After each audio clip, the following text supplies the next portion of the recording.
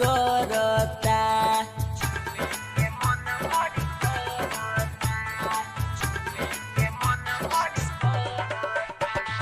देखी के मन ना भरता, देहिया में आगी जरता।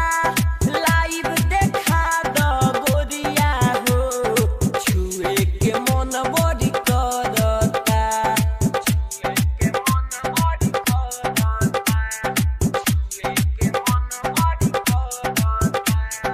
लोगावा में उथल पुथल भइले, एगो चीज तोहार बड़ी वायरल भइले। लोगावा में उथल पुथल भइले, एगो चीज तोहार बड़ी वायरल भइले। राते के नींद उड़वले बा, राते के नींद उड़वले बा। बड़ी हाईलाइट चैनल भइले, देखी यूट्यूब पर पागल भइले। एगो चीज तोहार बड़ी वायरल भइले, देखी यूट्यूब पर पागल भइले।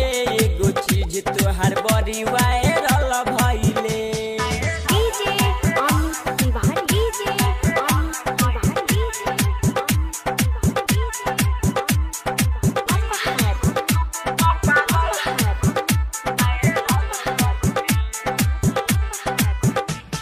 लागेलु तू हसीन हो, दिलवा के छुएला सीन हो। गोलू मिथुन दीवाना भइले राइटर मोइन हो।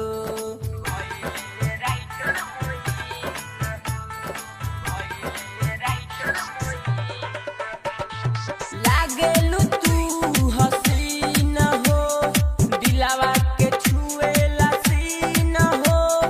गोलू मिथुन दीवाना भइले राइटर मोइन हो।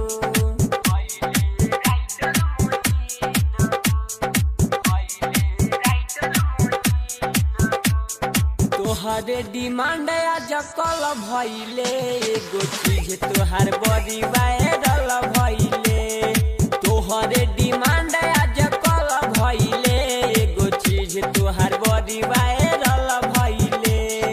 राते के नींद उड़वले बा, राते के नींद उड़वले बा। बड़ी हाईलाइट चैनल भइले, देखी यूट्यूब पर पागल भइले। एगो चीज तोहार बड़ी वायरल भइले, देखी यूट्यूब पर